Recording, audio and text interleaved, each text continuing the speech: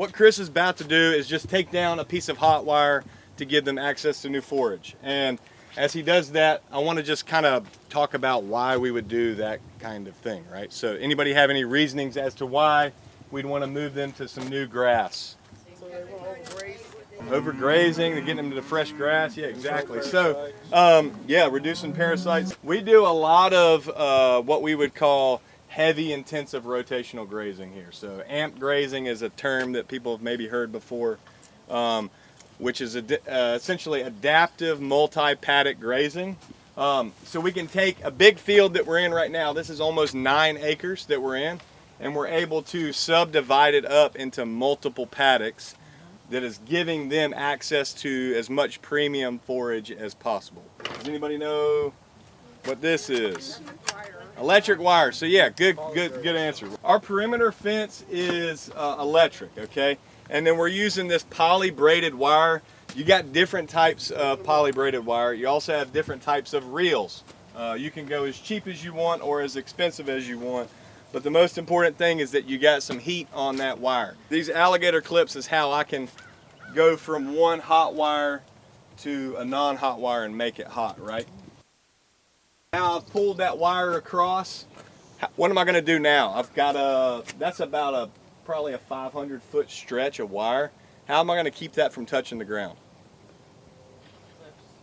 Post. Yeah, okay, perfect. This one here is just like a pigtail post. It's really simple. It's great for one strand of wire. Why would it only be good for one strand of wire? It's only got one hole. Yeah, exactly. So, and you got this one. This one works pretty good. This one's from all these things we bought at our local feed supply store, right? So this is kind of your cheapest option. Then this one's pretty durable. It's got a longer stake, so if you got some pretty hard compacted ground, you may have a harder time getting that in the ground, okay? But then you got that one. You've got a bunch of different ones. This one's primarily good for like the tape. Has anybody ever seen that? Anybody that knows much about electrical fencing? This one's got multiple for strands and for tape, okay? They all have a place to step in. Then you got this guy. This one's like really cheap, but we bought it because I wanted to show you guys all of them.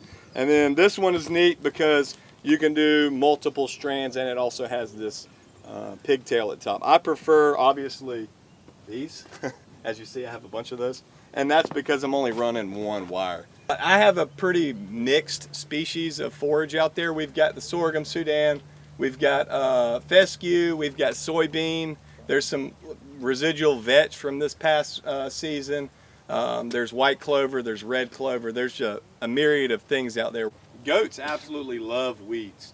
So one thing that you could do is you could run goats or sheep behind them, and they can kind of clean up the things that the other animals aren't eating and kind of have a more uniform graze.